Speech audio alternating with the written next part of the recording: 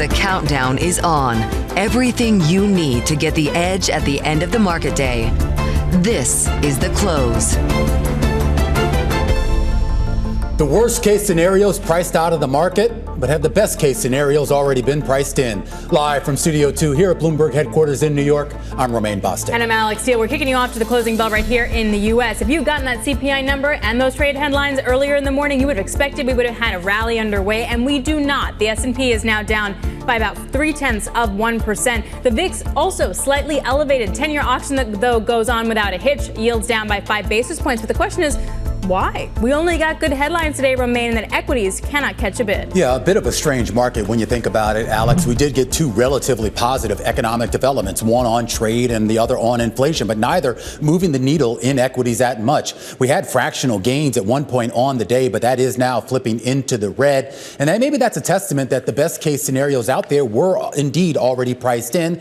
And some of the worst case scenarios, maybe they were already priced out. So where does that leave us? There was a bit more activity in the Treasury space. We did see yields fall on short-term Treasuries. This, of course, after we saw that below forecast inflation reading, a fourth straight month of welcome banality that we should note. And that did push short-term yields below that 4% threshold, as investors now betting that the Fed does have greater leeway to cut rates should Trump's policies actually slow the economy. And that is the strange dichotomy of financial markets, Alex. Markets that are anticipating a slowing economy, but one potentially with inflation in check that could mean the Fed put is back in play. And so maybe that becomes the catalyst to push the S&P back to its record highs. Or maybe not. The monthly surveys Bloomberg does to gauge where Wall Street sees the S&P finishing the year, that has actually been ratcheting down in each of the past three readings. The next survey, though, that's being done right now and is scheduled, Alex, for release next week. All right, well, let's take a look at one way to look at valuation and momentum within the market. And this is the bottom-up projection by equity analysts. It's weighted to reflect the entire index. And you can see that bottom-up analysis has been moving higher. Now, they're always more implicitly bullish than those top-down strategists, of course. But nonetheless, you can see the direction is higher. So, A, either momentum behind U.S. stocks is strong, or the bottom is in, but there's not a lot of conviction. Lori Calvasina of RBC, I was speaking with her earlier on radio today, says that she's still in the discovery process of what earnings look like and what the S&P can look like. And I think a lot of people are in that process right now as we kick you off to the close here on this Wednesday afternoon. Saira Malik joins us, head of equities and fixed income and chief investment officer at Nuveen. Where actually are we going from here, Saira? Do you know?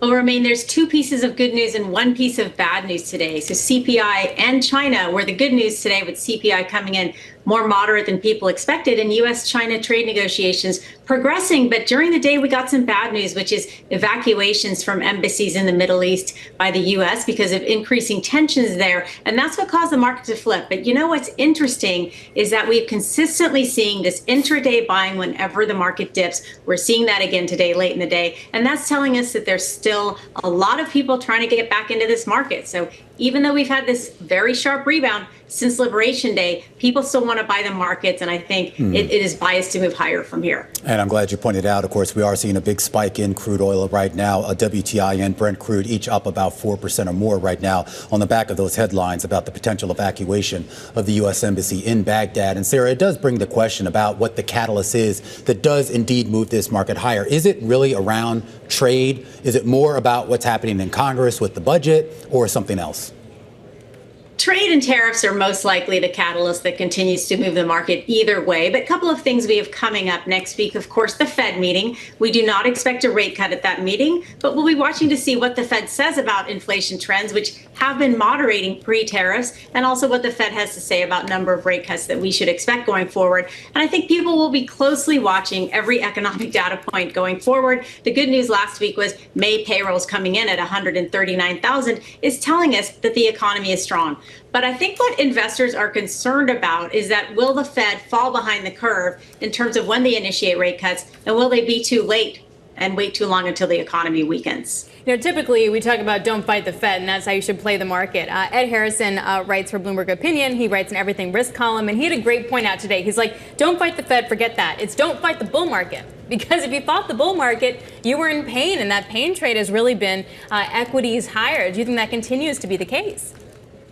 I think investors have been shocked with the speed of the recovery, but normally when you see a sharp, quick drawdown, you do see a very fast recovery. It is what we got this time around, and I think people were surprised to see the amount of negotiations around tariffs to the downward side going forward. So I think that what we're seeing, though, with people coming in and buying the markets intraday when they dip, that there is more pressure to the upside, and that pay and trade continues. Just thinking about the Fed and the Fed put, we've consistently expected 2 rate cuts this year, starting later this summer or early fall. And our S&P 500 target, I know you were talking about that earlier, we've consistently been at 6,400 since December of 2024 for year end of 2025. So I'm assuming, though, they cut because inflation comes down, not because growth rolls over. Is that part of your thesis then?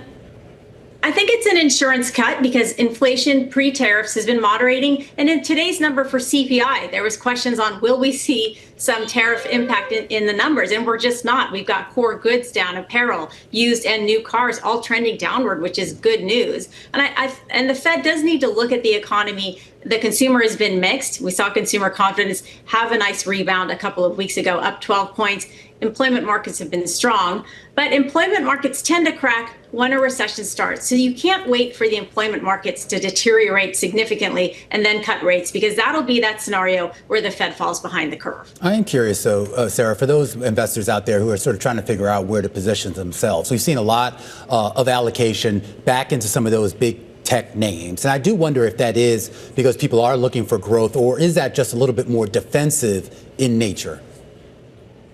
It's the structural growth for technology companies. Looking at earnings for the first quarter, tech-led first quarter earnings growth overall was strong. We came into the first quarter expecting 6% earnings growth. We came in at 12%, but it's been led by tech and AI. The AI boom is alive and well. I think it will continue. We heard that consistently from companies like Microsoft, Broadcom, and NVIDIA. Tech has been responsible for about 68% of earnings growth in recent history. So tech is the driver of the U.S. economy. And my view is that it will continue to lead from here, especially if Treasury yields continue to moderate, which is what we've been seeing recently. What sort of keeps that equilibrium going, Sarah? And there was a lot of talk today about the drop in yields and the idea that, of course, with that inflation report and with the idea that the Fed may step in. So maybe that sort of puts a cap to a certain extent on yields. But there's still been a lot of talk about what's happening on the longer end of the curve, the idea of the lack of an appropriate premium, at least in the eyes of some folks, when it comes to longer dated U.S. debt in the face of a rising U.S. deficit. That's what the bond market is worried about. It's worried about the big, beautiful bill and the fact that it may add trillions of dollars to the deficit. And what does that mean for treasuries? There's also been a little bit of concern back closer to Liberation Day of whether foreign buyers would turn away from treasuries. That's keeping that yield curve steeper. I think it stays that way. But if you look at technology stocks going forward, the sweet spot for them is a moderately slowing economy, which is what we're seeing, moderately slowing inflation, which is also what we're seeing, and an economy that doesn't hit a recession. And if you assume base case tariffs for outside of the U.S. are coming at about 10% when we settle, and China is probably higher than that, you'll hit a GDP by about 1.5%. That's not a recession. And that's a great environment. That slow growing economy is a very strong environment for technology stocks. Sarah, always a great conversation. Saira Malik, head of equities and fixed income over at Nuveen, kicking us off to the close here on this Wednesday afternoon. A deeper dive into that CPI report, muted inflation picture in the most recent month, resetting expectations for the Fed. A conversation up ahead with Piper Sandler's chief global economist. All right, plus the founder and CEO of life science startup engine Portal Innovations will give us a bird's eye view of what lies ahead for drug development and the pharma industry. And then we broaden it out with a closer look at what's going on in the VC industry with growing fears that early stage startup funding could be drying up. Raj Ganguly, co-founder of global tech investment firm B Capital, joins us a little bit later in the program. Stick with us. This is The Close on Bloomberg.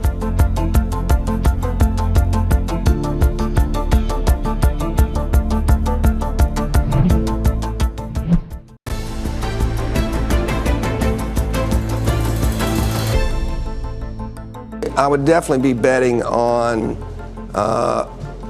substantially lower front-end rates. We'll have a new Fed chair within 6 months of that point in time, and I think Trump's going to pick someone who's going to be uber dovish. That was Paul Tudor Jones in open interest earlier today. The front end of the curve catching that bid with yields lower by about 7 basis points after that benign CPI data. Want to bring in Nancy Lazar, chief global economist over at Piper Sandler. The read-through was benign CPI, therefore the Fed can cut front end yields lower. Do you subscribe to that? Well, I certainly agree that the number was very tame, but I'm not so sure we need actually the Fed to cut more. I think one of the biggest overlooked factors is that the Fed actually already cut rates dramatically, as we saw in the fall, 100 basis points. And the lagged effects of that should already be helping to support the economy. But obviously, there are other factors. Obviously, what's going on with tariffs and uncertainty in general, which is holding down growth. So I would actually be a little concerned if the Fed were to ease much more aggressively or much more from now, that you could run into an inflation issue in 2026. Not this year, because you're in a soft patch, but in 2026. So no, I'm not convinced the Fed needs to cut rates more. We also, though, learned on the trade front that potentially the effective tariff rate on China will be 55%. Far cry from the 145%, but also higher than the average 10% for other nations. How do you think that's going to actually wind up landing on inflation? Well, as we saw in actually the month of April, you did see signs of tariffs increasing the CPI. So if China is actually going to be that high as you go through the year, you will end up with a tax on consumers. Companies can't absorb that kind of an increase. And so you will incrementally start to see that show up in higher prices. Now, to be sure, there will be the substitution effect. There will be companies will shift production out of China with that big of an increase in tariffs. But short term, that would end up more of a tax on the consumers as you go through the summer months. Is there any way, though, to kind of think about the actual sort of severity of the impact? And I know it's very imprecise to do that right now, but that really seems to be what the worry is. I don't think anyone is sort of doubting that we are going to see some sort of uptick in inflation. But is this going to be something that is going to freak us all out, or is it something that we can live with? I don't think so. As Sarah said on your previous episode, on balance for other countries, the tariff increase is more manageable. Question is, how big will the tariff increase be on China? 55%, quite frankly, still sounds a little high to me. On balance, we are expecting the tariffs to clip GDP growth by about 1.25 percentage points. Could be a little higher if China is indeed that high. No, I don't worry about a recession. This is a one-time price shock. Some of it will be absorbed by companies. Profit margins are at record highs. The data suggests maybe they're already starting to do that. The consumer is actually in pretty good shape. You still have a solid job market, so an incremental price shock, but not a real detriment to the underlying trend. Soft patch in the economy is how I would describe it, with a prospect of actual fiscal support for the economy in 2026, particularly some of the tax reform that they're talking about.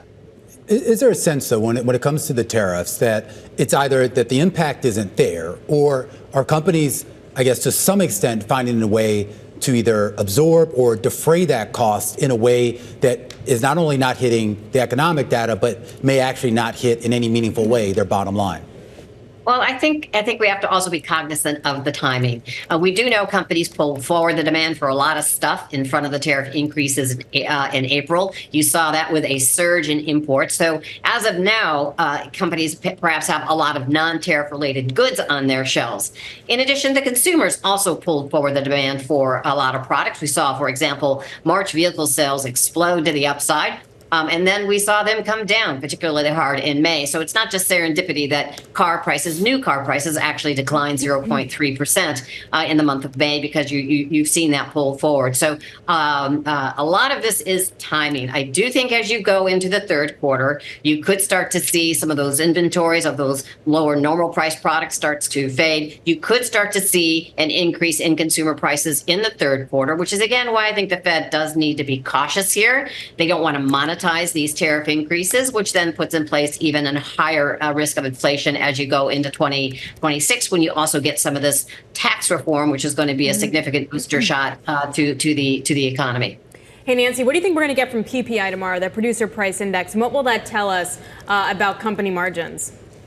Probably another tame report based on what we know so far here with the CPI. There's this financial component which can really pop or pull down the PPI. That was actually down this month. So the PPI will probably also be tame. But again, timing here is everything. We are hearing from even industrial companies. They are planning to raise price. And so, again, looking at the May data and saying we're out of the woods, I think is a little premature. I'll take it. But I do worry as we go into the third quarter. You've seen it in the ISM manufacturing price index. You saw it in their service price index, that those indexes are indeed clearly elevated. And so let's take this number. It was a great number, but I do worry that going into the third quarter, companies are going to have a little bit more reason to incrementally raise price and maintain this soft patch in the economy. About 1% GDP, 1% consumer spending is where we would see things. Nancy, always great. Nancy Lazar, chief global economist over at Piper Sandler. A deeper dive into those CPI numbers today. A modest surprise to the downside. Of course, we get PPI tomorrow and a read on consumer sentiment at the end of the week. When we come back, we're going to check in on some of the individual stocks moving on the day, and that includes Chewy, a 13% drop on the day after the pet products retailer disappointed analysts with its latest results. It's part coming up next, right here on The Close on Bloomberg.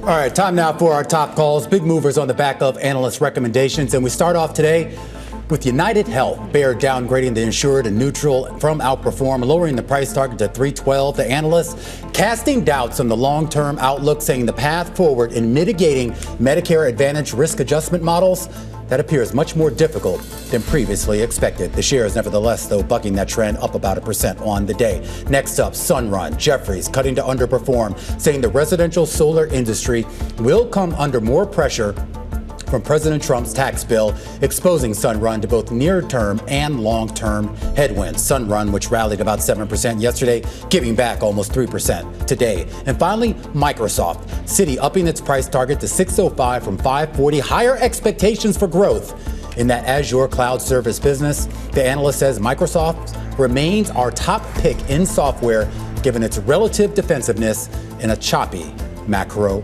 environment. The shares, though, only up fractionally on the day, and those are some of our top calls. Let's take a look at another big mover on the day, and that is Chewy, having its worst day going back to 2022. This after Wall Street said it was expecting more from that company's earnings report. Of course, the pet products company missing estimates on first quarter gross margin, free cash flow, and sales guidance. A trifecta, of course, that is not necessarily doing well for the shares here on this day. Let's get some insights here out of Stephen Zaccone. Joins us right now here on the big program, retailing broadlines and hardlines analyst over at Citi. All right, Stephen, this was a bit of a shocker to me. I mean, what exactly is going on here? I always kind of looked at Chewy and some of these other sort of pet products companies as being a little bit more kind of on the ball.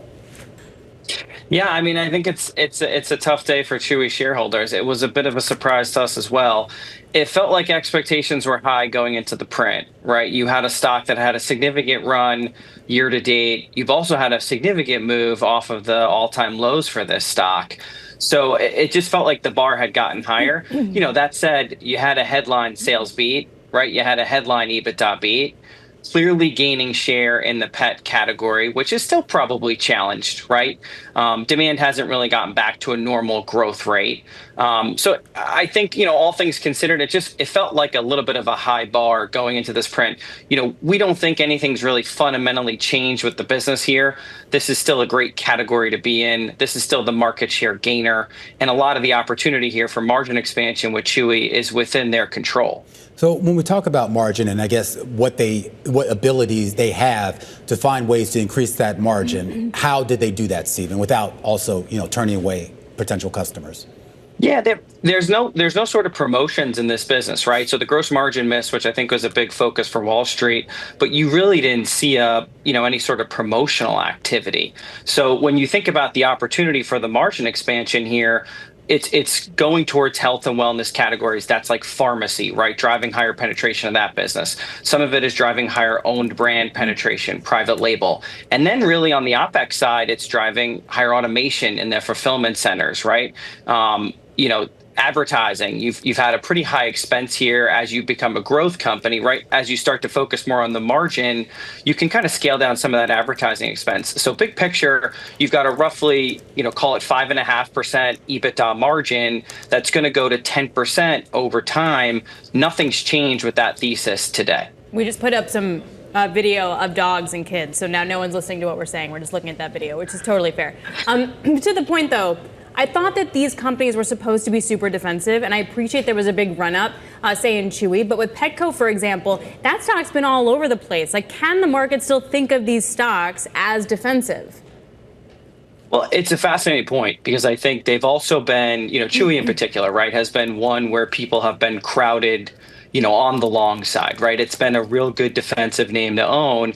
And I think you see today, the print, you need to have a sales beat. You need to have an EBITDA beat. You really can't have any blemishes on the margin. And you had a little bit of a gross margin miss and you're getting punished today. Mm-hmm. So it does feel like the bar is a bit higher for some of these stocks where, people know it's going to be good and it should be good, right? So I think the expectations are a little bit higher. Is there any risk of exposure to tariffs or anything on a broad macro level for these kind of companies? Not really. Consumables largely U.S. based.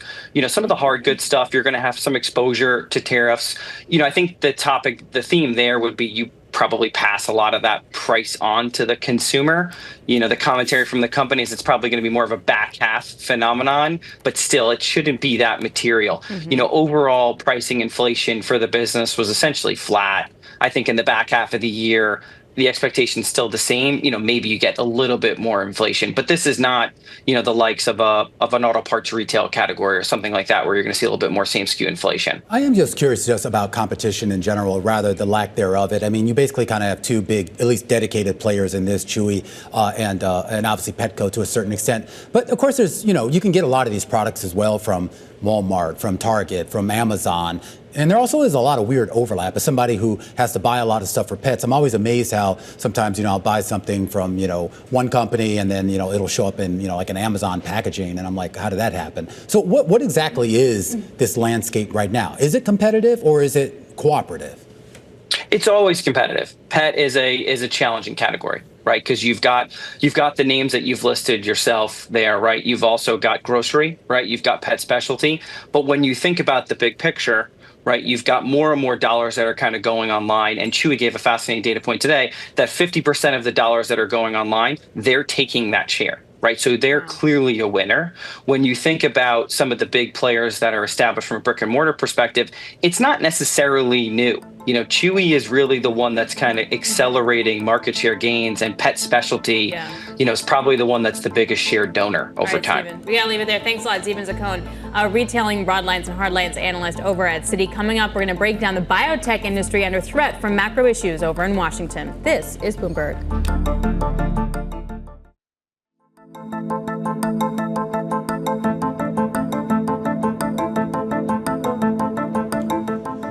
3:30 p.m. here in New York. This is the countdown to the close. I'm Romaine Bostick. And I'm Alex Steele, taking a look at the S&P right now. It's still lower in the day, down about 0.4%, around the lows of the session. Not what you would have expected if we do have the effective tariff rate for China coming in at 55% versus 145%. You would have thought that would have been good news to remove that kind of headwind. Yeah, and I'm a little confused because we talk about this idea of progress potentially on trade talks. I guess you get this benign inflation print, you would be happy with that. We should point out, though, of course, some of the headlines that came out a little bit later about a situation developing in the Middle East, particularly in Iraq. Maybe that took some wind out of the sails as well. Right, but it does talk about maybe if the broader headline risk out of D.C. is receding or moving, we should say that maybe individual sectors then might be up for grabs. Like, will we see more restrictions potentially? Well, I mean, carve-outs for retail, but you have to wonder too for biotech. Will we wind up seeing any taxes on inputs for how you make the biotechs that are coming, or the drugs that are coming in here, and just in general funding for biotech? Well, I'm kind of curious about this too. I mean, you had the head of the NIH. He was on that Capitol Hill yesterday, and they were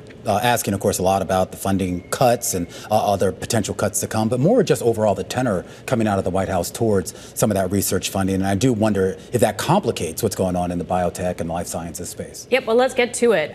So we're here to discuss that further with John Flavin, founder and CEO of Portal Innovations, a life sciences venture capital firm that looks to invest in early stage biotech and medtech startups.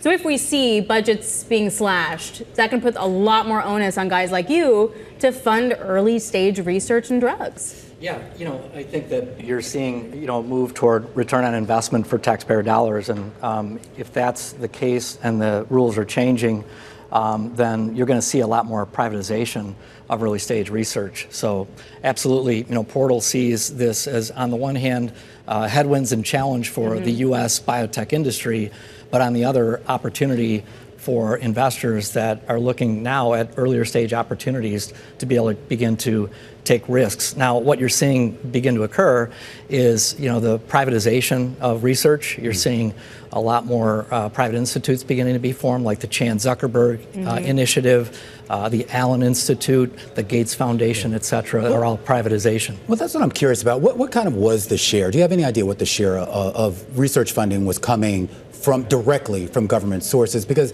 when we started to get these headlines about potential pullback in NIH cuts and other cuts, there was this idea that there was still enough private money sloshing around out there that can maybe make up the difference.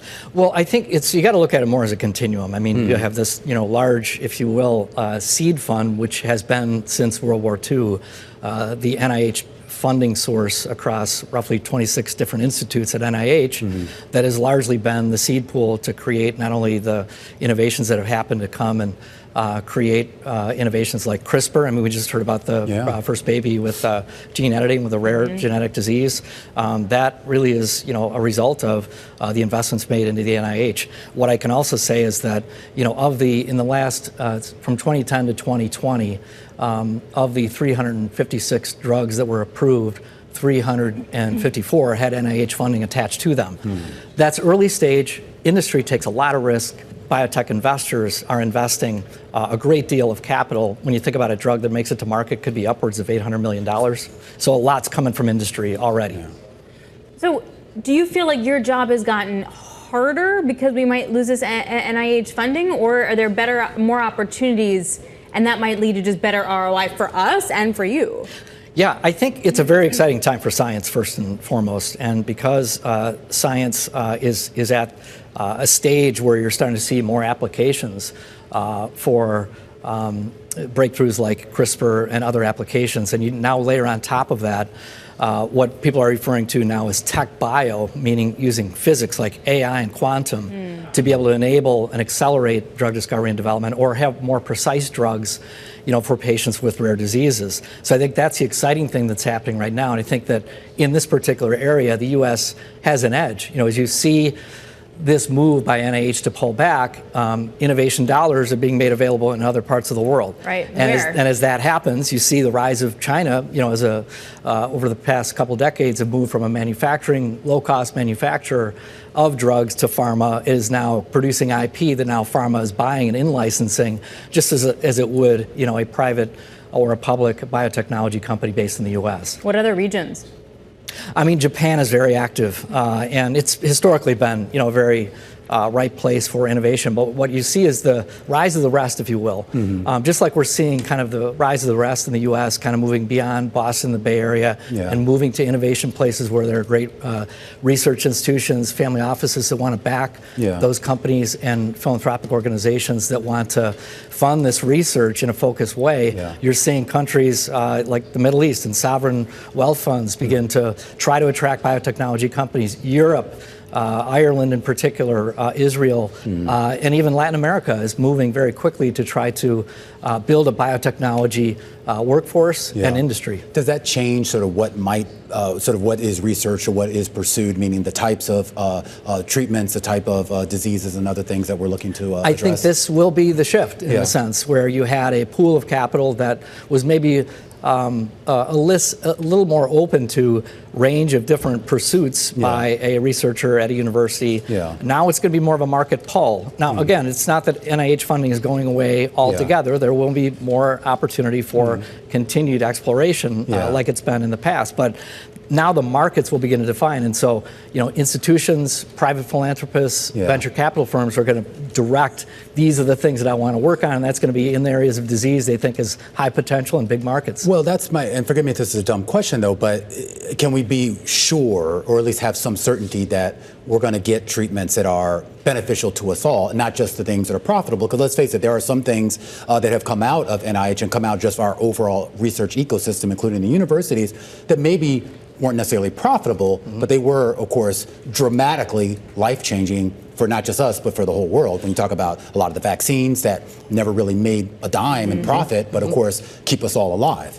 No question about it. And I think the appetite for philanthropic investing in those areas, even basic research. I mentioned a few of those institutions that are investing in these areas. It's basic research that they're investing in that some may be able to be translated into products for patients.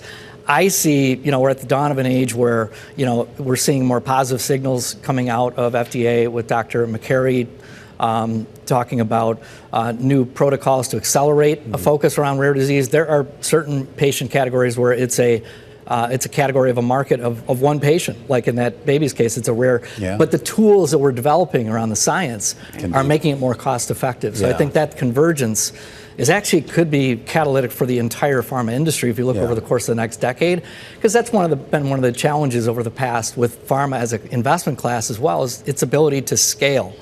So tech bio offers an opportunity for those companies to scale and provide more access. There are regions of the world that are not benefiting from these innovations. If we can lower the cost and identify and really go down to a patient of one, then you increase the chance of success. This is a fascinating conversation, John. Unfortunately, we have to leave it there, but we have to get you back, because I am also curious just about intergeographic cooperations and other things going on here as well as some of the specific things that you're investing in. John Flavin there, he's the founder and CEO of Portal Innovations. All right, stick with us. A lot more coming up on the program, including an interview, a sit down with the head of Double Line, Jeffrey Gundlach. This is Bloomberg.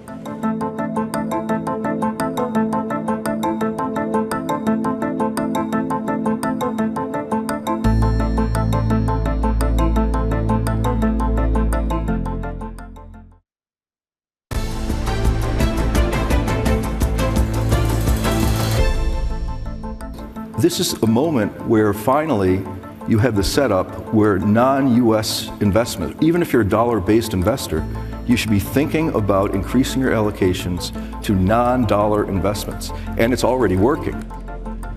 And that was Double Line founder Jeff Gundlach speaking out there at the Bloomberg Global Credit Conference out there in Beverly Hills, California. He was speaking with our very own Lisa Abramowicz, who joins us right now. Of course, that interview aired in full live just a little while ago. And some of the highlights from that, Lisa, he talked a lot, of course, about Treasury. And I know he's been a little reticent here about our fiscal situation and what that might mean for the direction of Treasury yields.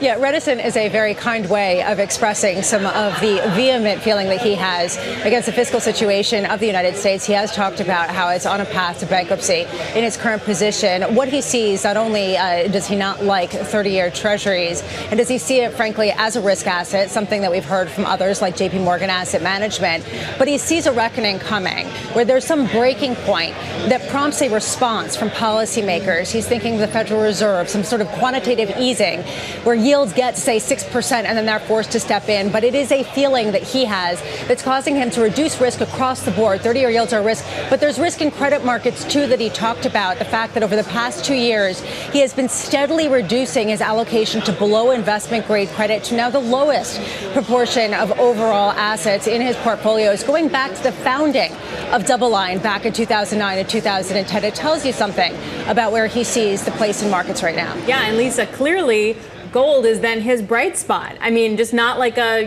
gold bug asset anymore.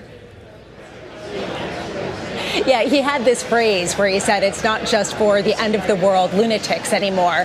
Even Costco is selling them and can't keep it in stock for long enough. So there is this feeling that there is a different kind of time. He said, frankly, if you're a Bitcoin enthusiast, just own gold and lever it up 2 times and you have the same kind of profile. He personally owns gold. He also owns gold miners. There is a feeling that he has that the U.S. is not a haven in the same kind of way as it has been in the past. That's one of the reasons why it's driving him to other markets. He pointed to India in particular, since he sees it as having a similar profile to China, say 30 years earlier, given the fact that it could be it could be one of the beneficiaries of the rejiggering of supply chains. But really, ultimately, he was talking about a complete shift in the world order and a great degree of complacency. He also raised concerns about private credit markets, and his comments were fascinating, not only because they were in front of a room full of people who specialize in private credit and have been talking about how good it is as an asset class, but also because he was talking about the trigger of forced selling, particularly from university endowments that now have huge exposures and they're trying to offload them. And I found that to be a really interesting point at a time where there's a real tension around universities and their financing. All right, Lisa, so what's next here? I mean, you've had a couple other great interviews. I saw you had Daniel Poli on a little bit earlier. Anything else coming up today? There's going to be a couple sessions in the afternoon. For me, I'm going to be coming back to New York with a lot to think about. Right now, I'm thinking about what this means for a lot of the investors here in terms of both the sense that right now a lot of investors feel like they are getting compensated with yields that are relatively high based on historical precedent. There was a feeling here in terms of what's next in markets that I think is really important. 2007, 2008, that seemed to be the X date for a lot of people, where you suddenly would see this default cycle. There would be something of a maturity wall, and potentially some of the pain that people talk about will really be evident in some of the economic data as well. All right, Lisa, great to see you. It's like you're in your own little zone. This is how I feel when I go to oil conferences. All right, Lisa, thanks a lot. Bloomberg's Lisa Abramowicz. All right, coming up, we're about 15 minutes away from the close of trading. We're around the lows of the session. David Bahnsen will be joining us, CIO of the Bahnsen Group. This is the close on Bloomberg.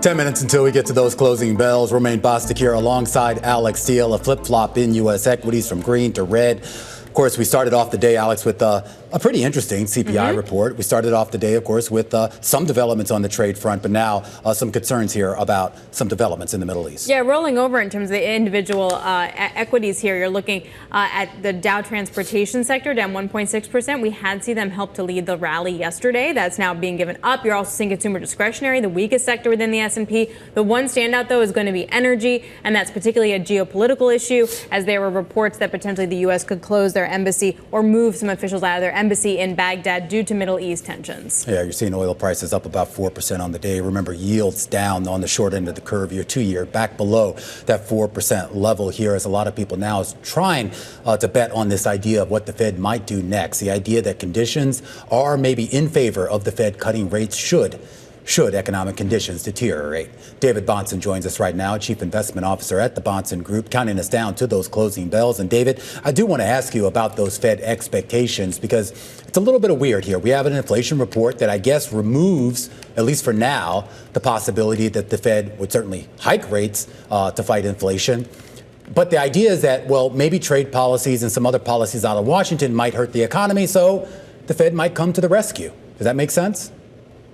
Well, I think it makes sense in terms of a framework, but I don't think it's necessarily the way the Fed's thinking about it. I mean, I think that basically the Fed realizes that the trajectory of inflation has been downwards. And even if tariffs had targeted price increases across certain issues, which if there were really full-blown tariffs going on the way it was threatened 2 months ago, there would be. The fact that there isn't tariff-oriented inflation systemically is because there aren't systemic tariffs. He's backed off of most of that. But that's not the same thing as monetary inflation. The sort of extrinsic impact from tariffs is not what the Fed can control. I believe the Fed's primarily driven by the reality of housing, that they have to get the long end of the curve lower because mortgages are what is needed to kind of unfreeze the housing market. I don't think the Fed can talk that way. It's outside of their dual mandate, but I do believe in the subtext it's more important than they let on. But how exactly do you do that? I mean, right now you have average mortgage rates, what are we, like right around that 7% level is where we've held at here. I mean, even if you dropped a full percentage point on the Fed funds rate, as J.D. Vance and the president have asked for on social media, I mean, how much does that even move the needle on mortgage rates, particularly given mortgage rates aren't necessarily solely tethered to where that Fed funds rate is? There are a lot of other factors that go into it. Well, you're exactly right. But the Fed funds rate is the only one the Fed can control. They cannot control the long end of the curve. They've spent a lot of time over the years learning that the hard way. But there's no question that 100 basis points lower in the Fed funds rate would bring mortgages down. It isn't the only factor, but it's the one they can control. And I think that they would like to see a 30-year mortgage get somewhere with a 5 handle. It probably unthaws some housing and then allows certain activity in the economy that they want to see. Yeah, I think everyone, including Romaine and looking to buy a house, would definitely love that kind of handle. But they can't control the long end. So, like, it's just the front end. So how did they do that when there is still so much uncertainty? Well, remember, the long end is itself somewhat impacted by the short end. There's a term premium, but it's a premium off of what? The short end. So to the extent that the short end is higher, that's still baked into the long end. But to your point, it's not the only factor, but real growth expectations, inflation expectations, they're coming down. Now, the good news for the economy is inflation expectations have come down. The bad news is so have real growth expectations. That's why the 10-year is hung in there right around 4.5%. It really measures, I think, nominal GDP expectations. If you get the long end down to around 4%, and it's mostly because of declining inflation expectations, but real growth hangs in there around 2.5%, then that's probably the Goldilocks scenario for the economy. The Fed cannot control this. They cannot centrally plan it. And I assure you the executive branch of government can't either. But you have a lot of people that want to have their hands on these levers. And that's the problem with the central planning approach. It's very difficult to pull off. So the screen behind you is dividendcafe.com. So I'm inclined to ask. We know you like the dividend players. What screens well for you right now? There's a lot of names in healthcare. You mentioned energy before. Certainly with a day like today, you get a geopolitical issue that causes some of the energy names to look good. And we're longer term investors than that. But I think energy, healthcare, consumer staples have some great names that are not at these stratospheric valuations that a lot of the big Mag 7 tech type names might be. So we really like the way that Merck is priced. You got a 4-handle yield at a single digit forward multiple. There are certainly other factors out there that are involved with downward pressure on healthcare, but Merck is a very attractive name. On the consumer staples side, we love Kenvue, Procter & Gamble, Pepsi is right now a great value play. For a patient, disciplined investor that's fundamentally driven, these are really good opportunities, and like I mentioned, energy as well. No big tech stocks, David? I mean, I know you're looking at dividend plays here, but I mean, do any of those names excite you? Well, the problem is our tech is so boring, people think it reflects my age, because we have made a killing in Broadcom, we made a killing in IBM, but the Mag 7 is all people associate with tech anymore. And within our dividend portfolio, there's just none that are eligible. But certainly the IBM story is one for the ages, and dividend growth led the way through that. Texas Instruments has had an incredible comeback here in the last 2 months. That's a great longer term play as well. So it's old tech, but it's still dividend growth. All right, David, always great conversation. David Bahnsen, Chief Investment Officer at the Bahnsen Group, helping us count you down to those closing bells. Taking a look at the clock right now. We just got about 3 minutes until we get there, Alex. Really only one of the S&P sectors is in the green today, and that is energy. Utilities fractionally higher, but by 0.03%. Yeah, so let's not call that as you have a we'll yield round moving down. low. We're round down on that one. Interesting, though, we've seen a lot of flows during the day and funds coming back in, like CTAs, for example. We've talked about that, commodity trading advisors, as well as volatility trading funds. Citi had a note up this morning that said, look, if you have any more of that, it's actually going to be in small caps because they're already right-sized in the other indices. So have we kind of exhausted that source of mechanical buying? And if so, we go back to the question we've been asking for weeks. What's the catalyst for more upside? What's the catalyst? I mean, unfortunately, I think you're almost getting into a situation where you have to start looking ahead almost to the next earnings season, because in between that, what are you going to get? You have economic data that everyone seems to think isn't really going to tell us much of anything. Maybe you get some progress on trade. I mean, there's some sort of China trade deal, which I think it just kind of takes us back to where we were just a couple of weeks ago. Might be true, yes. But, Scott Bessent was on Capitol Hill today. He seemed to allude to other deals. It's hard to know what's real and what's not, but if they do strike some deals or memorandums of understanding. Or just statements? Or statements. Does that help? I like statements. We're going to make a lot of statements as we break down all of today's market action right now. The Closing Bell, Bloomberg's comprehensive cross-platform coverage of the U.S. market close, starts right now. And right now, we are 2 minutes away from the end of the trading day. Romaine Bostick alongside Alex Steele, taking you through to that closing bell with a global simulcast. It starts right now. Scarlett Fu is here in the TV studio. Manning the radio booth today is David Gura and Nora Melinda. Carol Massar, Tim Stenovic on assignment as we welcome all of our audiences across our Bloomberg Television, radio, and YouTube platforms. Here on an interesting Wednesday, David Gura, we had stocks in the green to start the day, but moving deeper into the red here. A lot of concerns right now about what's going on in the Middle East. Yeah, a lot of concerns about what's going on in the Middle East. A lot of concerns sort of what the details are in the trade agreement that was reached by the U.S. and China after those 20 hours of negotiations that took place in London. We saw the handshake that the Commerce Secretary teased would happen, but now, of course, we're looking to details and sort of wondering how much more advanced the conversation is between these two nations, the two largest economies in the world. But not only that, people have really been looking at U.S. consumer prices. We, of course, got a print today that was really showing that CPI actually didn't go as much as forecast, and that was the fourth month in a row that we were seeing that. So people are really just digesting a lot of this economic data that's really been also driving markets as well. Right. You guys mentioned both of the big catalysts for the week. We got them, and it's kind of like, it didn't really clear up any of the uncertainty. Like, it answered some questions in the short term, but we're still dealing with the same thing. So bottom line, it's going to be hard to push the S&P 500 to break that record high. We kind of just keep bumping along, getting there, but then coming back a bit. Because who's there to buy the dip? Like, retail was already in, have institutional investors right-size, and have the funds actually close their shorts, and have they right-sized as well? In which case, again, who's there to buy?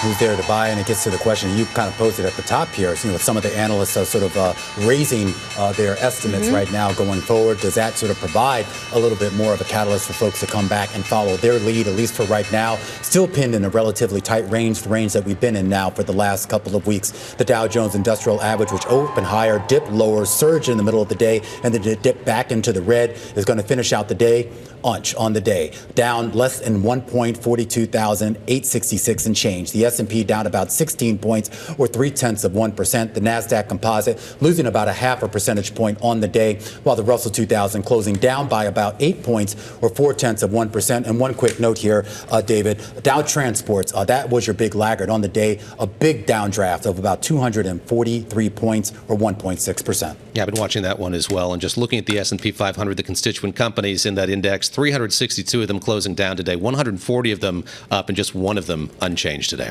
All right, let's take a look at the IMAP, which breaks down the S&P 500 into 11 sectors, and the big winner of the day is energy. 20 out of the 23 members of the S&P 500 energy index gaining on the day as oil prices surge almost 5% to above $68 a barrel. Utilities, healthcare, and industrials marginally higher at the end of trading. Your weak links here are consumer discretionary down more than 1%, and materials also off by about 1%. Well, let me take you through some of the gainers that I was watching over the course of the day. Netflix is one of them, NFLX, of course, and Greg Peters, the co-CEO of that company, speaking at a Wall Street Journal event in London, expressing some optimism here about that company's ability to kind of weather the uncertainty that we're seeing all around the world because of trade talks. Of course, the president threatened to impose new tariffs on the filmmaking and movie-making industry as well. He's saying Netflix continues to be optimistic. It's going to make those movies overseas. It's going to stay the course, makes a lot of them in the United Kingdom where he was speaking, plans to invest more than $1 billion over the next 4 years on shows and movies that are shot in Spain, continuing its focus on games. Goldman Sachs, another one I've been watching over the course of the day. Bank of America maintaining a buy on Goldman Sachs with a price target of $700. Again, the theme here is resilience in an uncertain environment and attributing a particular promise to its asset and wealth management business. The last gainer I'm flagging here is McKesson, it raising its earning forecast because of broad-based operational momentum. Morgan Stanley maintaining an overweight on McKesson, raising its price target from $745 to $770.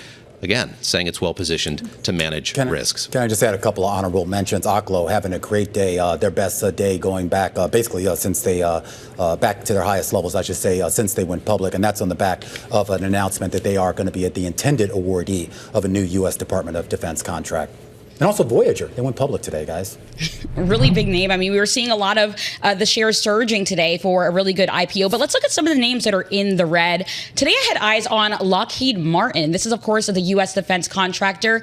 We saw shares down 4.2%. That's the biggest drop since April. And this is after Bloomberg reported that the Air Force had cut its request in half, its request to Congress for F-35 jets. Of course, this is really weighing on defense contractors, not only Lockheed, but we were seeing some of its peers down as well. But I'm also looking at Chewy. Now, we saw shares of this company falling for their worst daily performance since August 2023. That's down 11%. This is an online pet retailer. A lot of different foods that you can get there for your pets. But this is after and the company's... treats too, Nora. Don't forget the treats. Is this so? See, I don't have a pet. I'm sorry. Yeah. My pets are back in Virginia with the parents. But we did see gross margin and free cash flow falling short of expectations here. But it did reiterate its annual sales target. And lastly, another... Are you a dog or a cat person? I'm a little bit of both. I'm not going to lie. You know, I split the line here. Yeah, I'm a dog person. I think Scarlett's a dog person, and you are. Diamond welcome company. And that was Alex Steele letting you know what side she's on. I love it. I love it. Well, also Vera Bradley. This is a name that a lot of people know in the retail space. We're seeing shares of that company falling for their worst day since the pandemic 2020, down for double-digit losses, down 19%. The company suspended its guidance, but also announced the departure of its CEO. So that pulled guidance is really reflecting executive and board leadership changes and significant uncertainty concerning the consumer environment there. And no surprise here, Oklo's going to offer some stock. Makes sense. Great day. Why not? Best since its IPO. Why not? Those bankers making some money on that. Okay, let's go to the bond market here. So buying all across the curve, less in the back end, more in the front end. The 2-year yield down by about 7 basis points below that 4% level. You wind up having that benign CPI. Stocks couldn't catch a sustained bid, but bonds could as yields move lower. The dollar, though, couldn't either. So that was a quite interesting dynamic. Yeah, kind of interesting, too. We should point out as well, of course, obviously the economic data that we're going to keep an eye on for the rest of the week with PPI tomorrow. And, of course, this consumer sentiment data coming out at the end of the week out of UMich. But don't forget, we get some earnings, too, out of Oracle as well. So maybe another read after the bell today here on the AI trade. And don't forget, you also have the 30-year bond auction tomorrow as well, which is going to be a big one. Yeah. Well, did you see the 10-year bond auction today? I was kind of interested. I mean, that did come in a little bit less than what you saw coming into that as well here. I think Oracle, guys, is now crossing the wire. Let's get right to it here. Oracle shares, at least the knee-jerk reaction. You see that right now to the upside with fourth quarter adjusted EPS at $1.70 a share. That is a beat. The street was looking for $1.64. Revenue also looks like it came in above street estimates, $15.9 billion. The street was looking for $15.6. Cloud infrastructure in the most recent period coming in just a touch light, $3 billion. The street was looking for $3.07 billion. And we should just point out margin in the most recent quarter that came in pretty much on the nose, guys, at 44%. All right, let's also get you a read on the consumer here. We're taking a look at Oxford Industries, and I'm going to pull up the earnings right now. OXFD. The results are as follows. Actually, you know what? No. OXM. Sorry, guys. OXM Equity. This is real time. We're good. Okay, Oxford Industries first quarter adjusted EPS $1.82, beating the consensus estimate by 1 penny. In terms of the outlook here, second quarter net sales will be anywhere from 395 to 415 million. Analysts were looking for, on average, 411 million.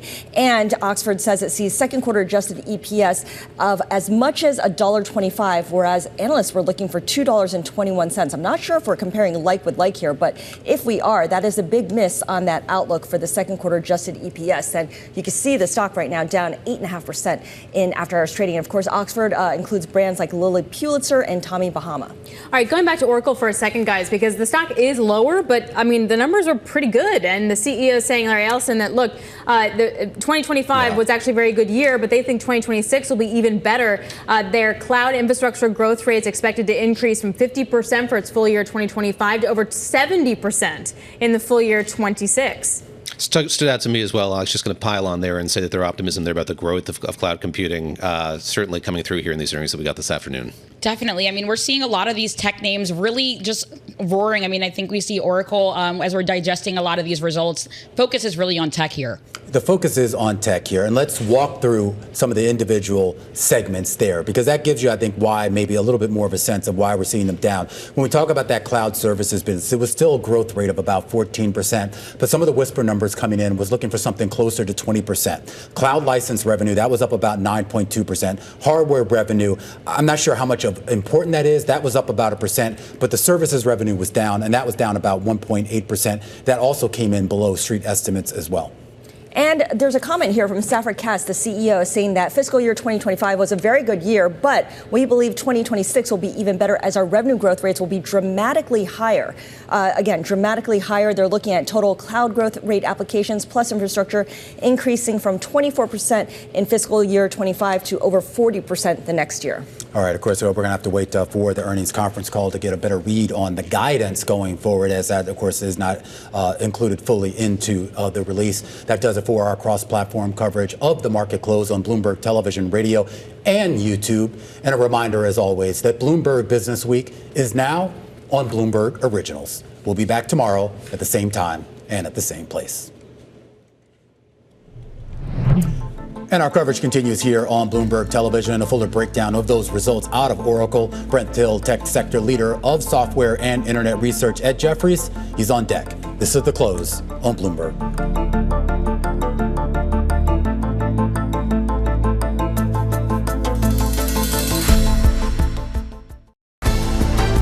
The countdown is on.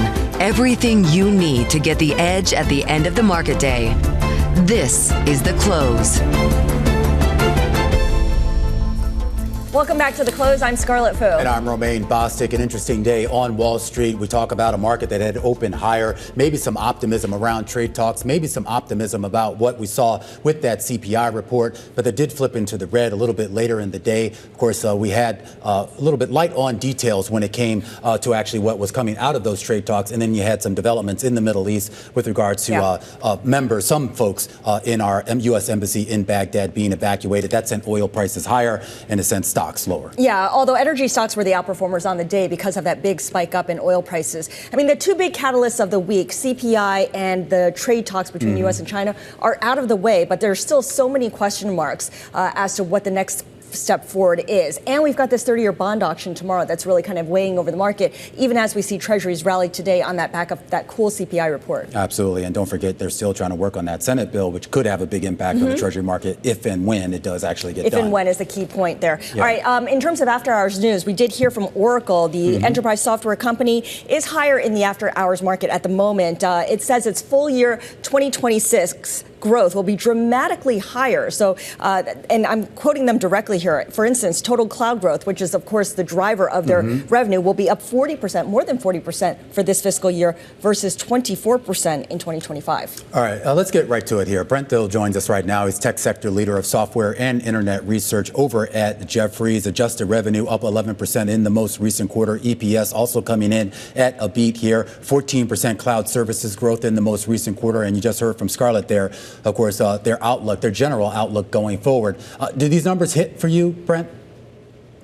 Yeah, it was an exceptional quarter. All the numbers were in line. What was most exceptional is the comment that they're going to grow backlog above 100%.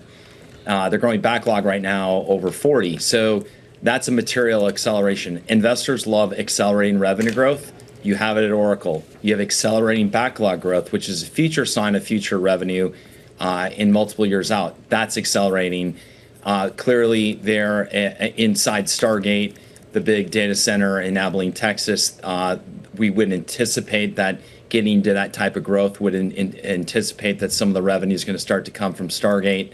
They're also partnering with OpenAI and many of the other top AI leaders. So Oracle's got their mojo back. We've said this, this company was trying to find their way. They were late to cloud. They were late to cloud applications.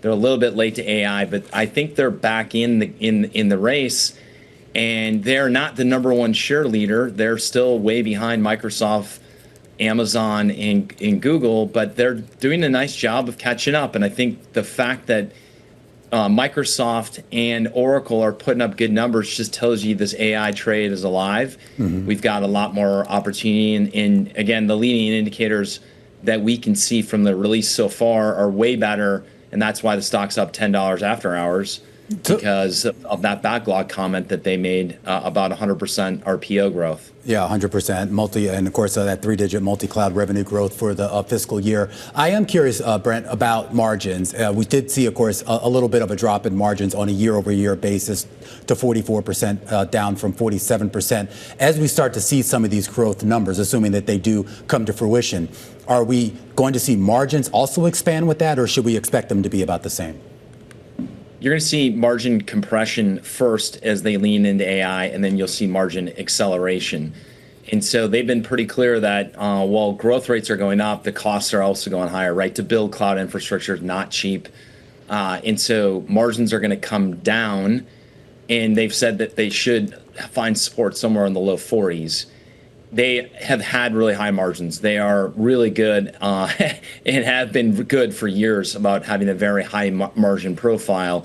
So they're your kind of not typical Silicon Valley run at all costs for low, for just all growth. They have good growth now and good margin, albeit the margins are going to come in. I think most investors understand that they'll compress a little bit as they invest in this data center infrastructure. But over time, they should go higher. And as Amy Hood's, the CFO of Microsoft, called out, the margin in AI is tracking ahead of cloud. And that tells you can make money in AI. And so I think investors are just freaked out about all this expenses. These are the modern day railroad companies. We don't think that's the case. So that's encouraging when you're seeing them being able to execute like that. You had mentioned partnership and the partnership with OpenAI, with Stargate. This is a company that was a serial acquirer for years. Is partnerships the way forward as opposed to outright purchases? I think they'll do both. They'll partner with, and they're partnering with many of the leaders. I think they'll continue to be inquisitive. Oracle has done a lot of acquisitions over the last 20 years. I've covered them. So they're not done. I mean, they obviously are still digesting Cerner, the big healthcare software company. They still haven't fully integrated that the way I think that they'd like to. So, I mean, they have a little bit of what you call technical debt and M&A hangover, if you will. They're trying to kind of burn through that. But right now, I think they have, a lot of the right organic pieces in place. But I think it will be a combo of partnerships and acquisitions.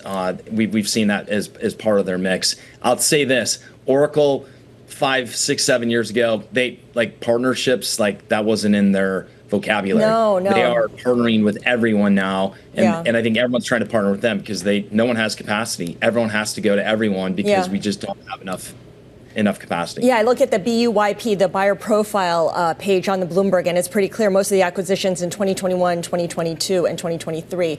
Brent, what is the number one question you want answered on the earnings call with management? How do you get to 100% backlog growth? That's it. That's all anyone cares about. That's it. And I'd say second, if you give me a second question, is Stargate and the impact in the next year and how Stargate comes online in Texas. All right, good stuff. Brent, really appreciate your joining us. Brent Thill is tech sector leader of software and internet research over at Jefferies. Coming up, we're going to stick with the AI theme and speak with Seema Shah, VP of Insights at Sensor Tower, about the proliferation of use cases, model releases, and enhanced functionality tied to AI. How are people using AI? This is The Close on Bloomberg.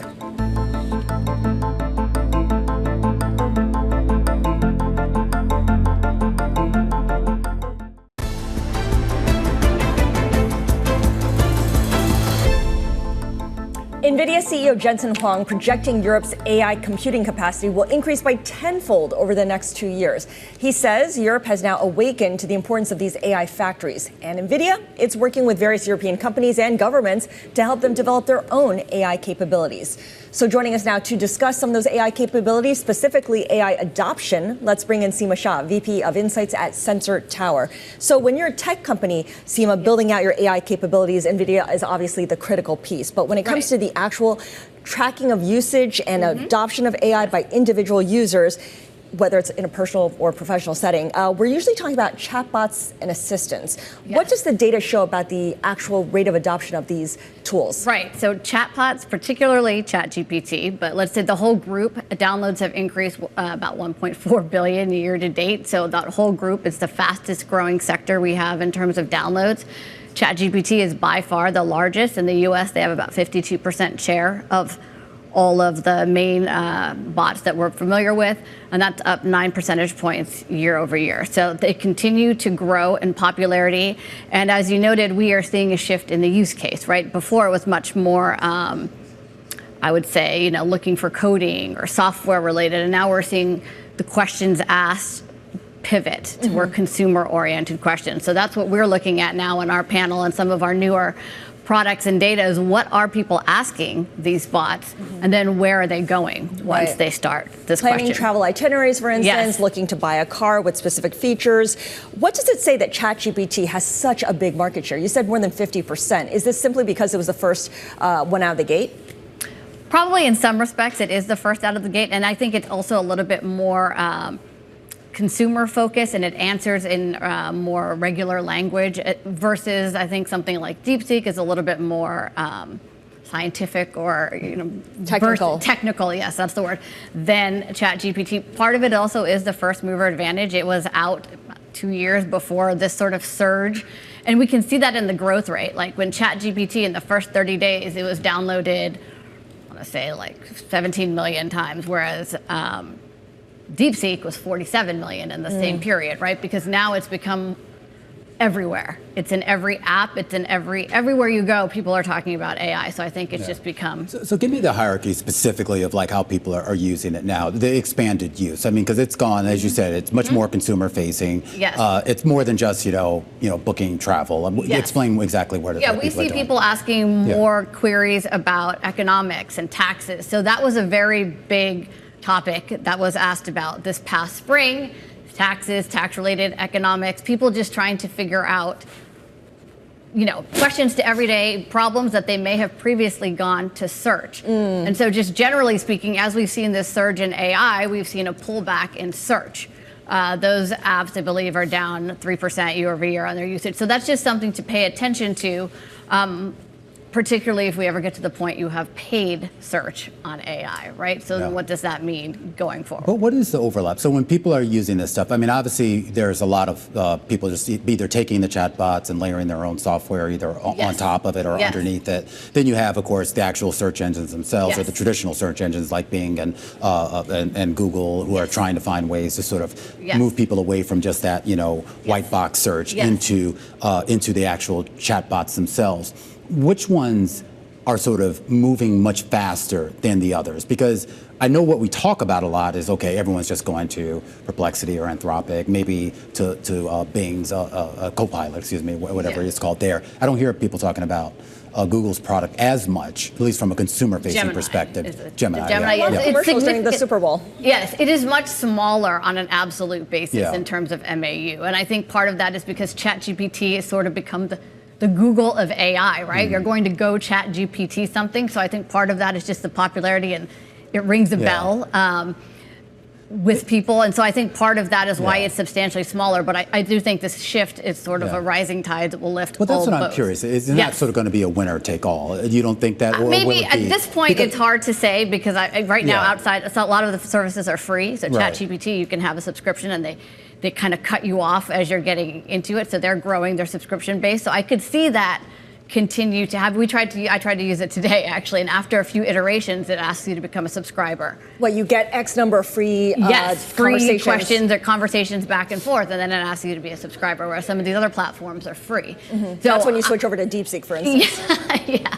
But so I think that at this moment it's too early for there to see a clear winner and a final winner. But I think that you'll see all of these platforms continue to grow and adapt. And generally speaking, what we're seeing is when people make the queries, at least on ChatGPT, the referrals where people go after that tend to be YouTube, the National Institute of Medicine, Wikipedia, and now Amazon. So that's just interesting as you think about shopping, that Amazon is the fourth ranked referral platform from ChatGPT. So in terms of prompt topics, walk us through what you found, because there's a lot of reporting out there about how students are using AI chatbots, ChatGPT, to write their papers. And, you know, it's become like the most used tool during this academic year. And then when summer comes along, the usage drops off completely.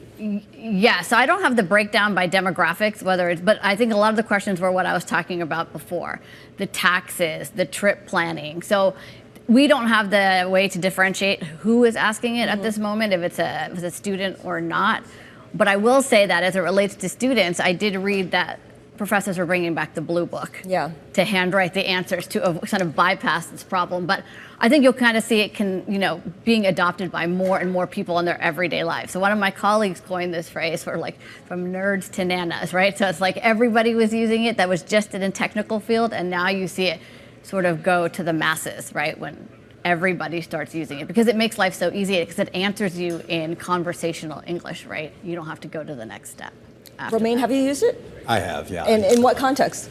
For work and for play. Seema, really? Great to have you. Thank Seema you. Shah, Vice President me. of Insights over at Sensor Tower here. And of course, we're going to continue talking about some of the investments that we're seeing in this space, particularly when it comes to venture capital and new entrants into this space. If you're in the VC industry right now, everything being pitched to you right now is AI. But is it a good buy? And more importantly, are you willing to invest at the seed stage for that? A conversation up ahead with Raj Ganguly, the co-CEO over at B Capital Group. That's coming up next, right here on The Close. This is Bloomberg.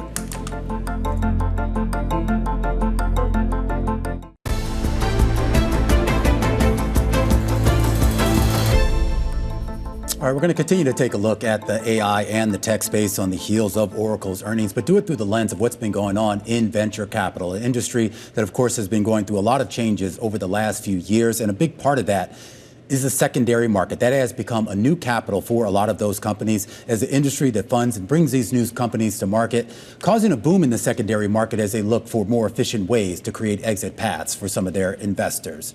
But there is a big question here about funding new companies, new entrants into this market, particularly at the earliest of early stages. Raj Ganguly joins us right now. He's the co-founder and co-CEO of B Capital Group, which is invested in a lot of well-known companies. And Raj, I'm glad to have you back here on the program. I know we spoke a few months ago, and I am curious about the exit path. I know that the IPO market to a certain extent has opened up, but the last time we talked, there are a lot more options out there for VC funds and for their founders for returning capital other than just through IPOs. And I know the secondary market has become a big part of that.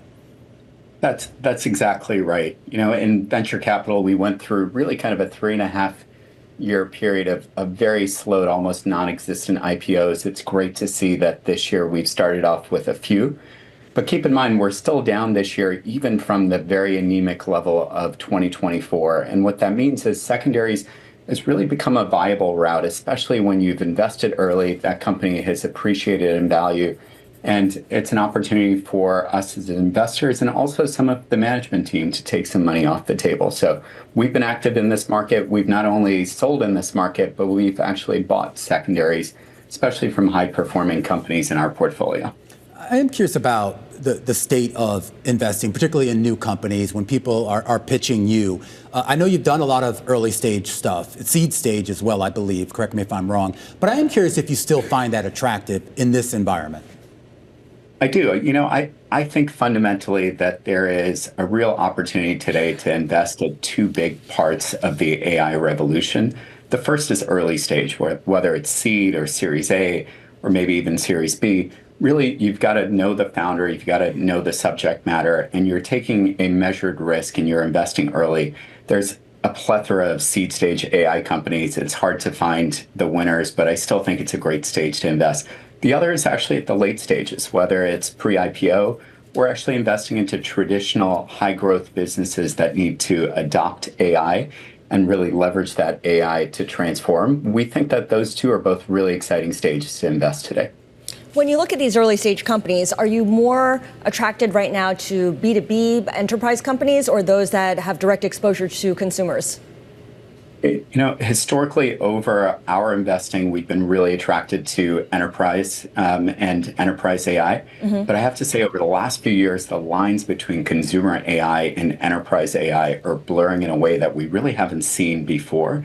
So I think you're going to see a lot of consumer AI companies, companies like Perplexity, that also cross over into the enterprise AI space.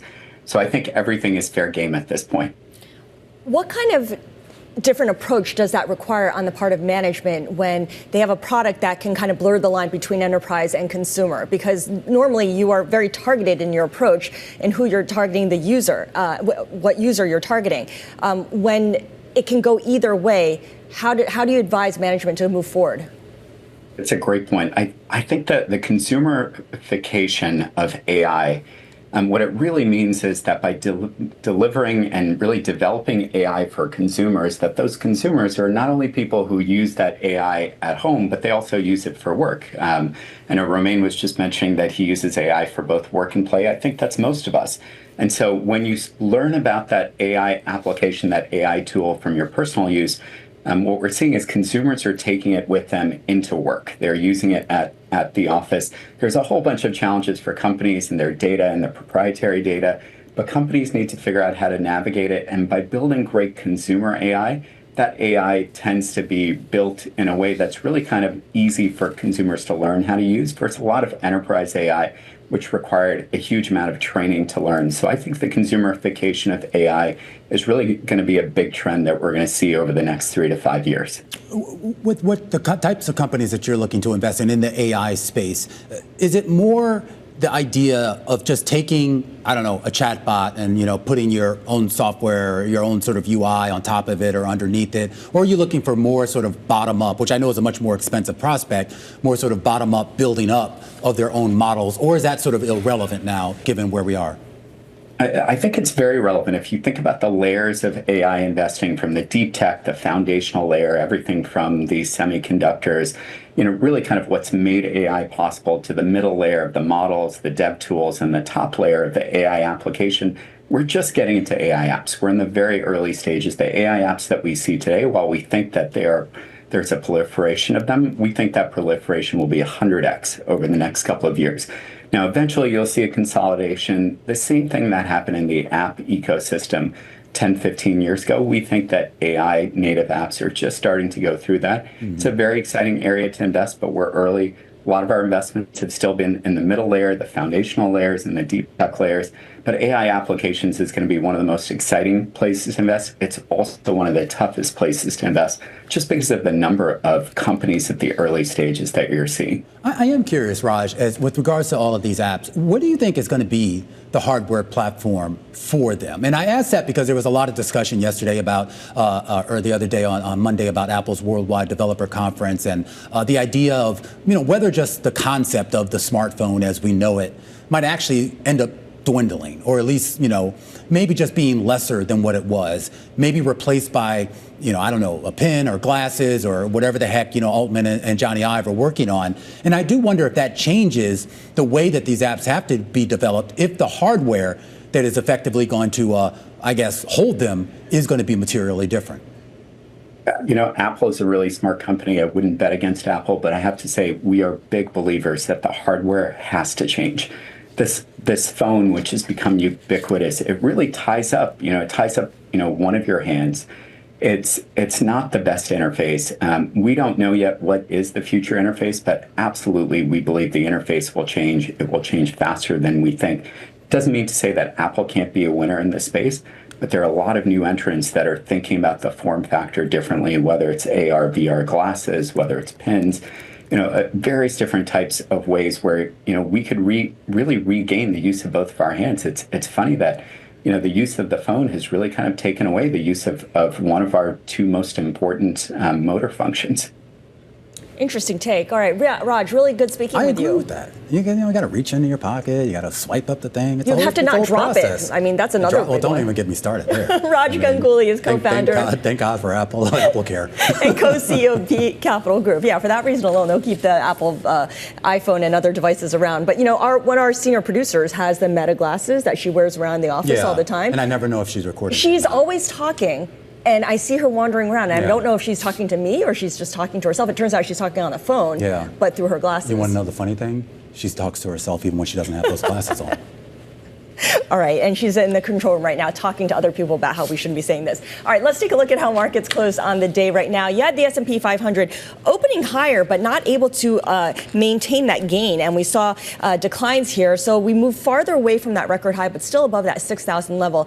Buying across the curve in treasuries, we've got a big 30-year auction tomorrow, and of course, the CPI report showed inflation is cool. It was cooling, and it really sets up our the Fed meeting next week in an interesting way. Yeah, absolutely. Jay Powell, maybe no movement on rates, but Jay Powell is certainly going to have a lot of questions to answer. We'll be back in a moment. This is The Close on Bloomberg.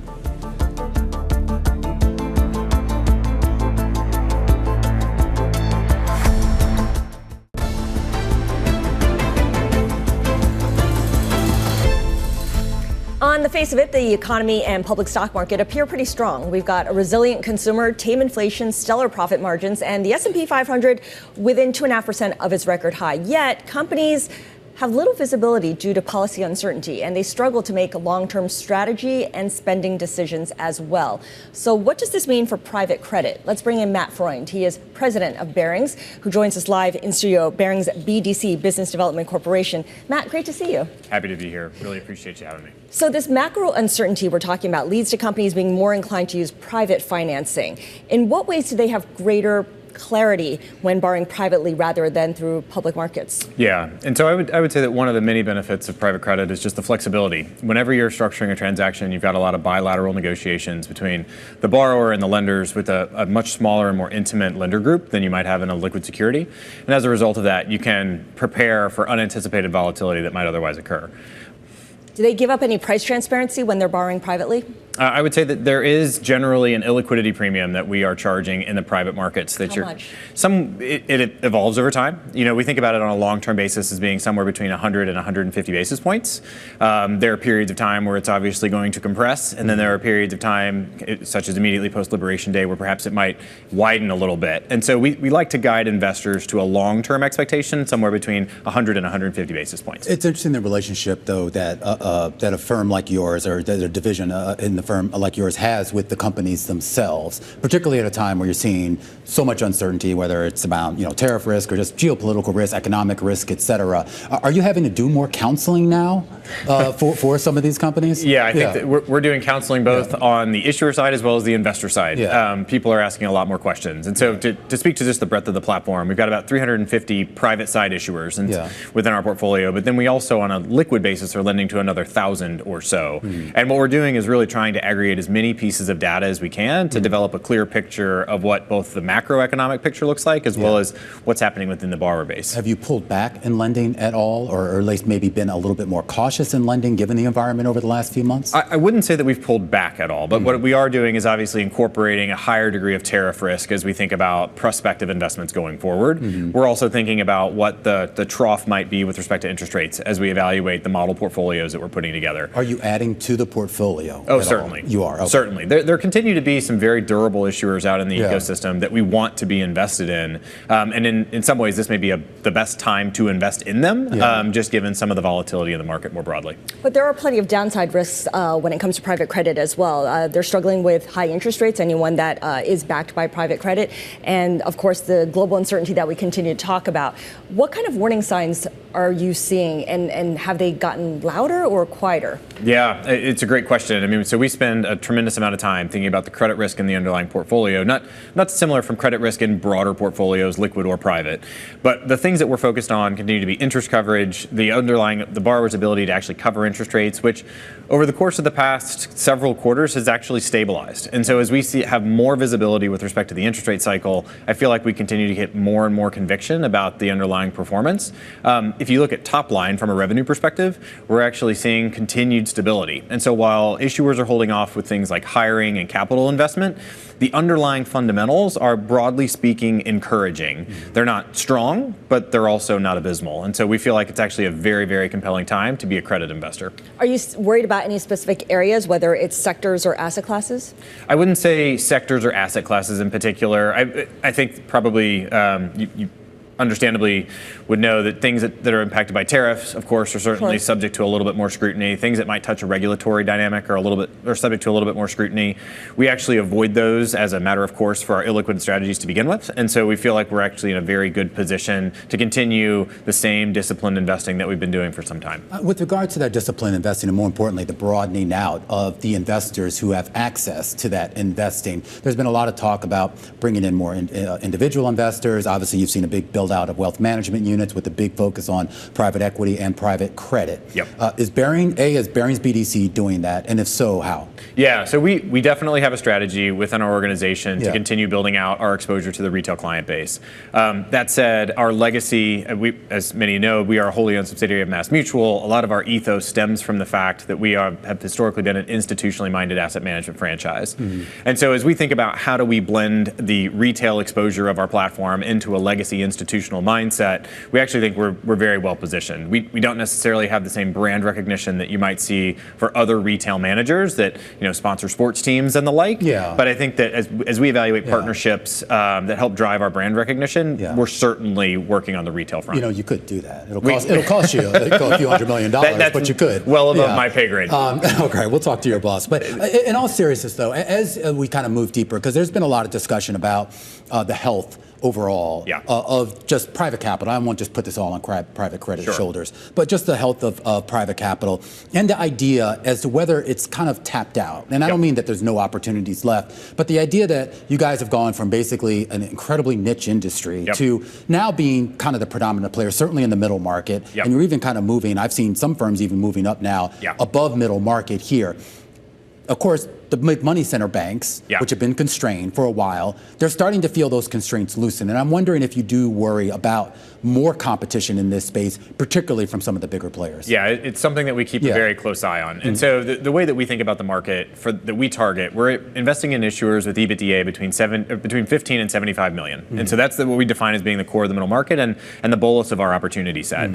There are certainly managers in the ecosystem that target much larger issuers that we perceive as going head to head with the money center banks. And I think that you will see an evolution of the relationships there in terms of who's going to, quote, win. I think that the market, fortunately, is big enough for a lot of winners to ultimately exist in this ecosystem, but it's just going to take time. And I think that as interest rates evolve and as risk policies within banks evolve, we're going to see the dynamics change and evolve over time. Just real quickly, I mean, we have a big Fed meeting next week. No one's expecting a change in rates, but of course, those near zero rates for the previous decade certainly aided the growth of private credit. Does it matter that rates are where they are now? I mean, if they stay at 5% or around that level right now, does that matter to you? Yeah, I would say that it matters, of course. And but I always encourage investors to think about private credit. It's a floating rate asset class. So to think about the private credit ecosystem as being a relative value trade. So you could go and invest in liquid loans, you could go and invest in ETFs, and those securities, of course, rise and fall based on the level of prevailing interest rates. Private credit is no different. And so as we think about the relative value of the asset class, we're looking to deliver, as we talked about, 100 to 150 basis points to the underlying investor. And so long as you understand that we can't deliver double-digit returns in a zero interest rate world, that's just not reasonable. But as you think about what is possible, if you can deliver 7, 8, 9% in a zero base rate world, that remains very compelling for a lot of investors. Right, and that 7, 9% hopefully outpaces what you get in public markets. That's exactly right. Matt, really enlightening. We got to get you back on the program. Matt Freund there, the president of Barings BDC. Stick around. So we're going to set you up for what to watch over the next 24 hours. This is Bloomberg.